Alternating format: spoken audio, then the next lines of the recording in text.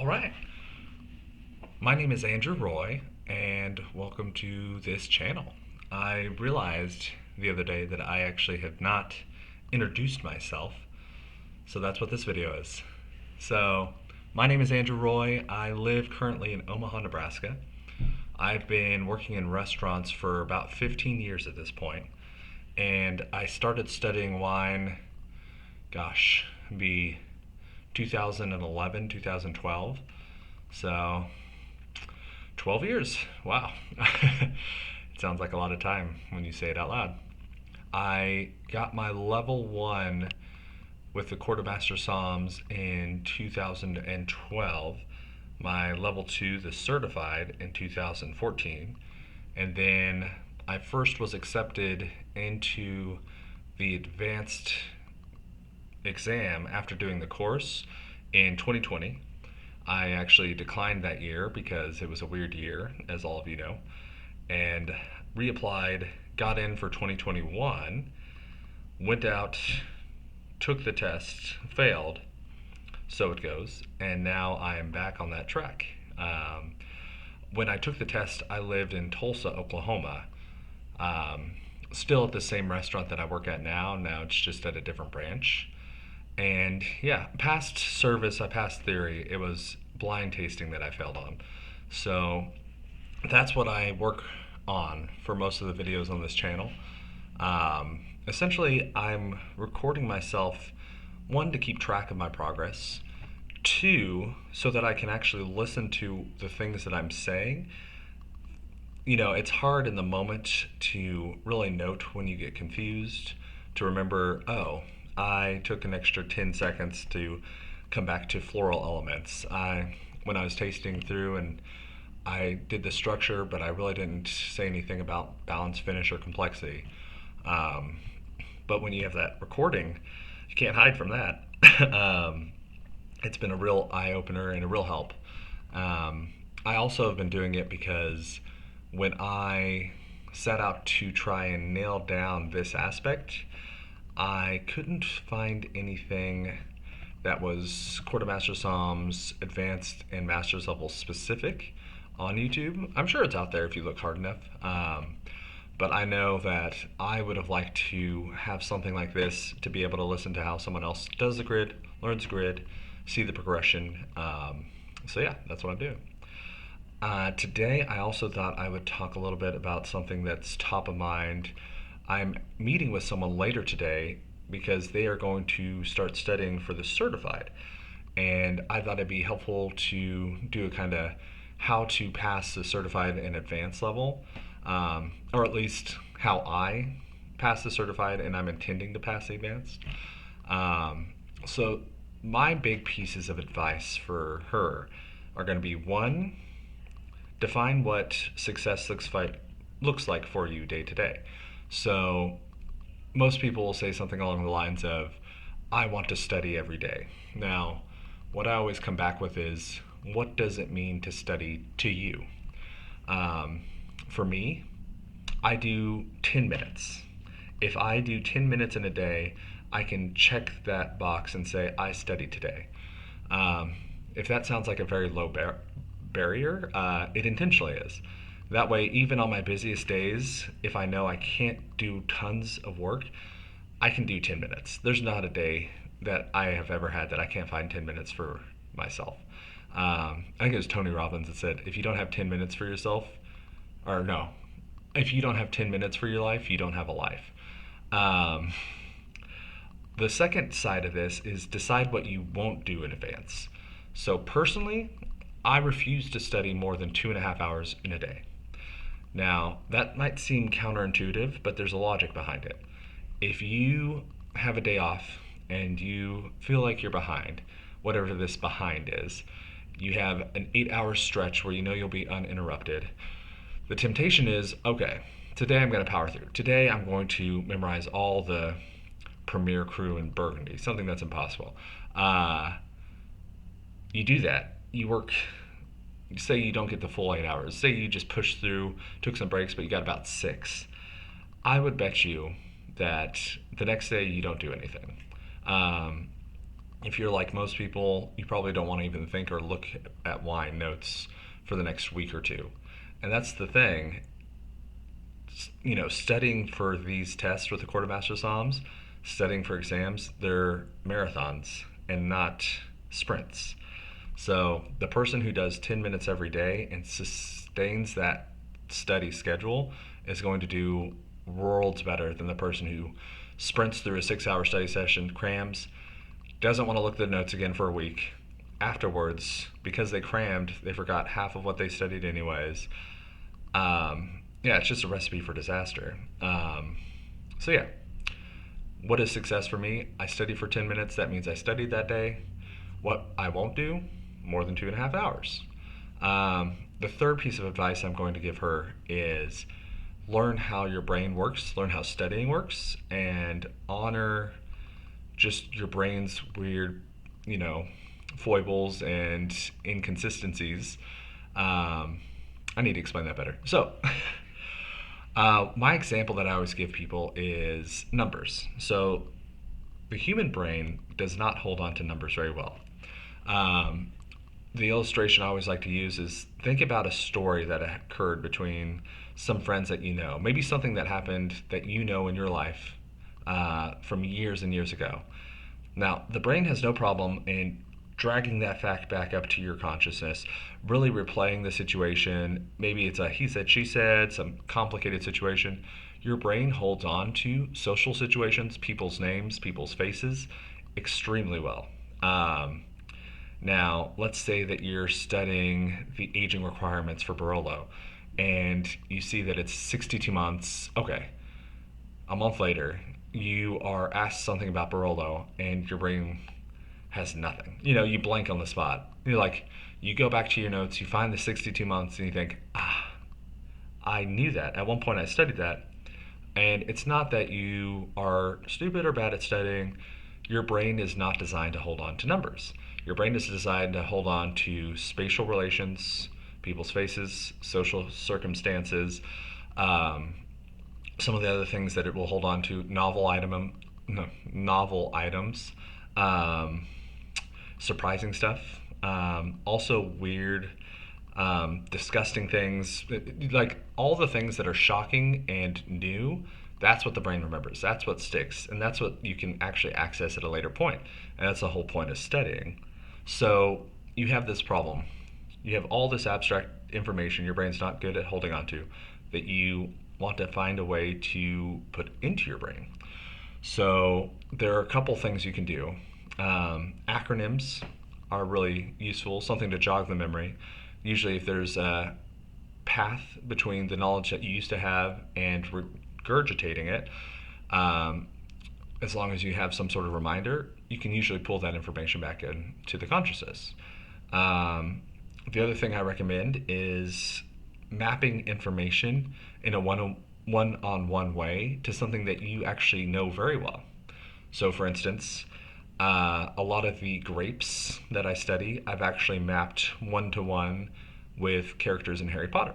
So, if you say Ron Weasley, I can think, oh, Cap Ron, it sounds silly, but when you start trying to memorize different percentages, proportions, what grows where, what is what, Cab Franc is kind of an abstract idea. Even if you look at a picture, unless you're out in the vineyard all the time, you wouldn't know a Cab Franc grape probably from a Cab Franc or from a Cabernet Sauvignon grape. But I can very easily picture Ron Weasley, and I can remember that.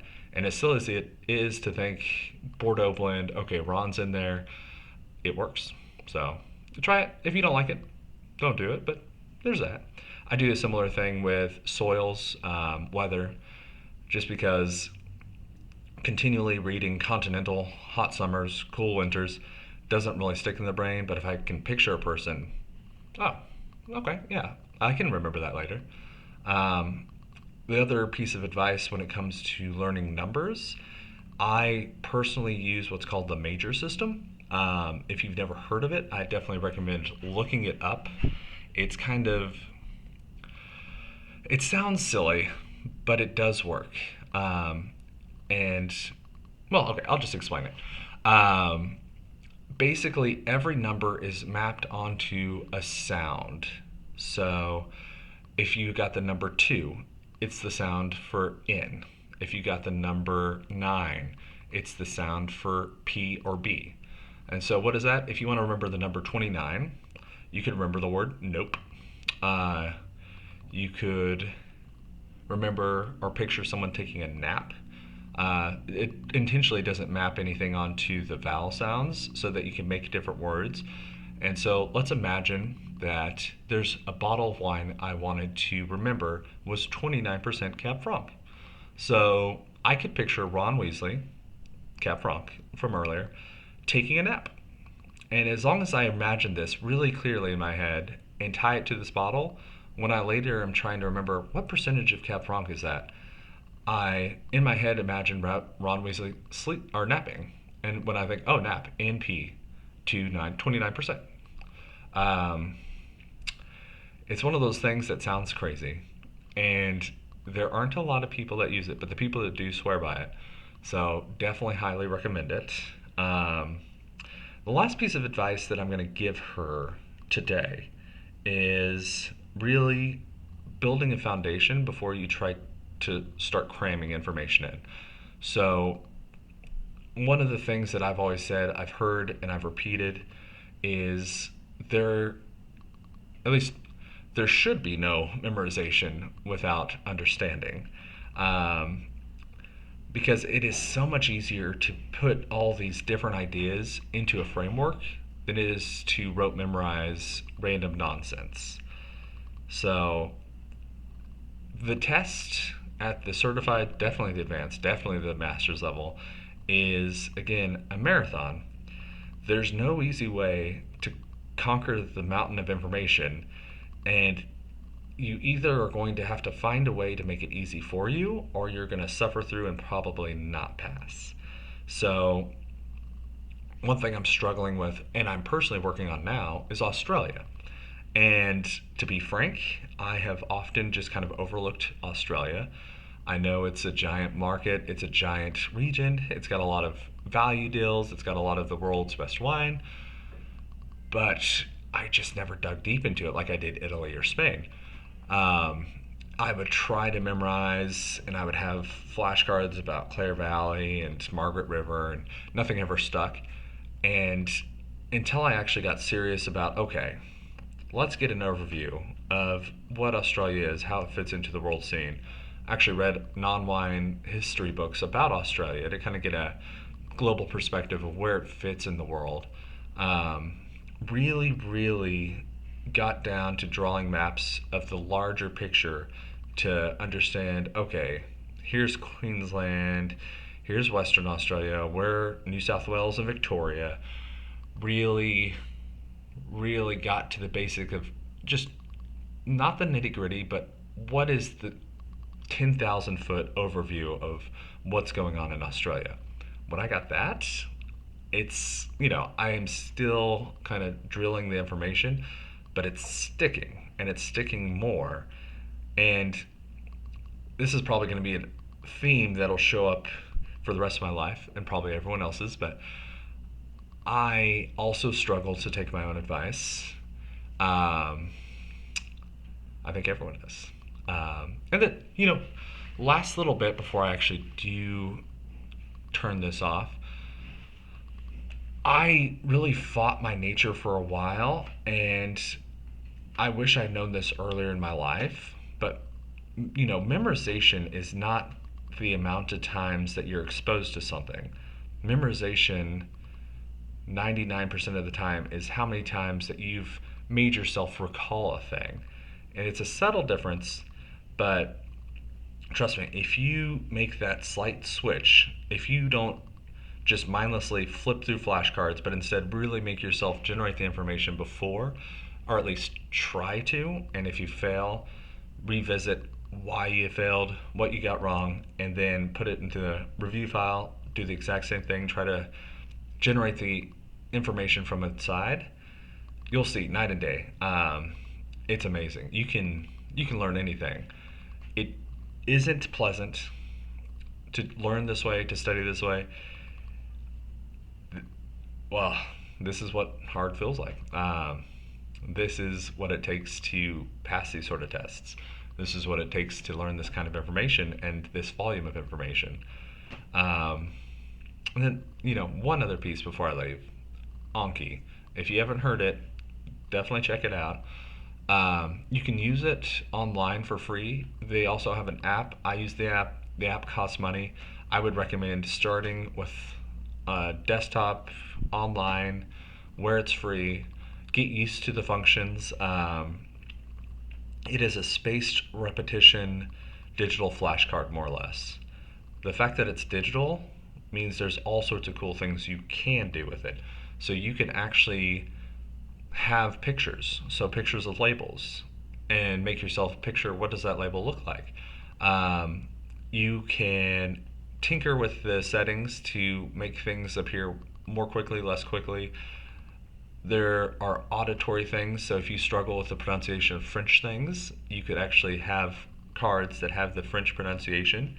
Um, you can do closed deletion where you have just one phrase and you take out one word and you try to figure out what that word is. Um, yeah, it's awesome. It's an awesome tool. It will keep track of what is due and it will begin to space it out longer and longer the more often you get it right. The things you get wrong more often, they will show you more frequently until you learn them. Um, yeah, it's been a game changer. The only downside is it's one of those things that takes some time, but yeah, it's like everything in life. Use it for 30 days. You'll be shocked at how much you know. Use it for a year, and yeah, you're ready. Um, okay, I think that's a good stopping point. I will likely do more of these because I do have more that I do when it comes to studying, but I don't want to overload everyone. Yeah, happy, what is it? Happy Tuesday, everyone. Thanks. Again, my name is Andrew. Please subscribe and follow if you want more tips like this. You want to see me blind taste. Um, yeah, thanks.